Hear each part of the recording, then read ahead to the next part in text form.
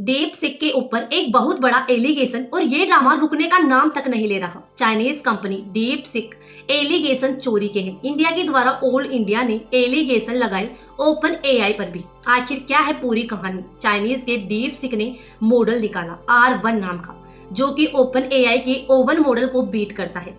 अब open AI का model जो ओवन है वो 200 चार्ज करता है, तो ऐसे में ओपन एआई का नुकसान हो चुका है, क्योंकि R1 ने फ्री में मॉडल देकर ओपन एआई की मार्केट की धज्जियां उड़ा दी है।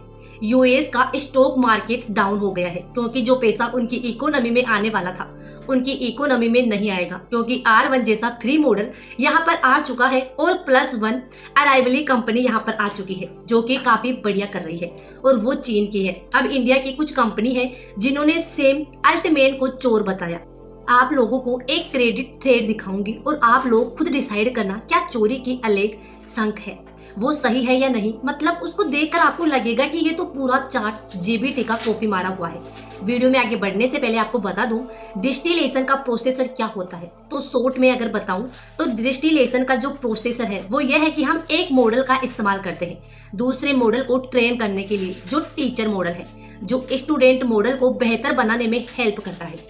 ये एआई में एक सामान्य अभ्यास है, लेकिन ओपन एआई की अगर हम लोग बात करें तो उनके नियम और शर्तें लिखे हुए हैं कि अगर आप लोग GPT-4o को या फिर ओपन एआई ओवन का इस्तेमाल करते हो तो आप ये नहीं कर सकते, आप उनके मॉडल का इस्तेमाल करके दूसरे मॉडल्स नहीं खड़े कर सकते। लेकिन अलेजडली डीप ने ये कर दिया है, इसीलिए ओपन एआई इस made on the David same, जो कि एक साउथ अफ्रीकन और अमेरिकन उद्यमी है। उन्होंने फोकस के साथ एक इंटरव्यू में कहा कि हमारे पास पर्याप्त गवाह है कि चाइनीज एआई कंपनी ने नॉलेज डिजिटल करके ओपन एआई के मॉडल्स को चुराया है, यानी कि उन्होंने जो डेटा यूज किया है ना वो ओपन एआई के मॉडल से ही डायरेक्टली आ रहा है। और अगर ये सच है तो ये बिल्कुल गलत है। लेकिन जो ओपन एआई इंडिया के साथ किया है वो सही है क्या? अभी तो कुल मिलाकर इन लोगों का ये कहना है कि चीन ऐसा एआई बना ही नहीं सकता। इन्होंने सारा डेटा हमसे चोरी करके फिर मॉडल को ट्रेन करके इस लायक बनाया है। सैम ऑल्टमैन ने भी कहा कि वो अपने कर्मचारी से बात करेंगे और ये समझने की कोशिश कर रहे हैं कि चोरी की है या नहीं। तो किस लेवल पर उन्होंने ओपन एआई के आउटपुट को यूज किया है? मजे की बात यह है कि माइक्रोसॉफ्ट ने भी इस बात की पुष्टि करी है कि ओपन एआई के ओवन मॉडल को बहुत ही हेवीली बल्क के हिट में किया गया था, इसीलिए यूएस ने इस मॉडल को एक कॉफी केक मॉडल बोल दिया है। सच कितना है ये तो सामने आ ही जाएगा। चाइना पर बहुत बड़े चीटिंग के आरोप इस टाइम पर लगाए जा रहे हैं। चाइना चोर है, ठीक है, डीप सिक चोर है, कह रहा है कि हमारा डेटा चुरा लिया है तुमने हमारा मॉडल का आउटपुट चुरा लिया है, ठीक है। उन्होंने बोला लेकिन आप एक बात बताओ मुझे, जो ओपन एआई के इतने बड़े बड़े मॉडल्स हैं जो कि हर चीज का ज्ञान रखते हैं, सब कुछ उनको पता है एक एक चीज के बारे में, वो डेटा कहाँ से आया? उन्होंने बोला कि ओपन एआई ने हमारे डेटा को स्क्रिप्ट किया हमसे बिना पूछे और हमने मॉडल्स को ट्रेन कर लिया। तो ये क्या सही है?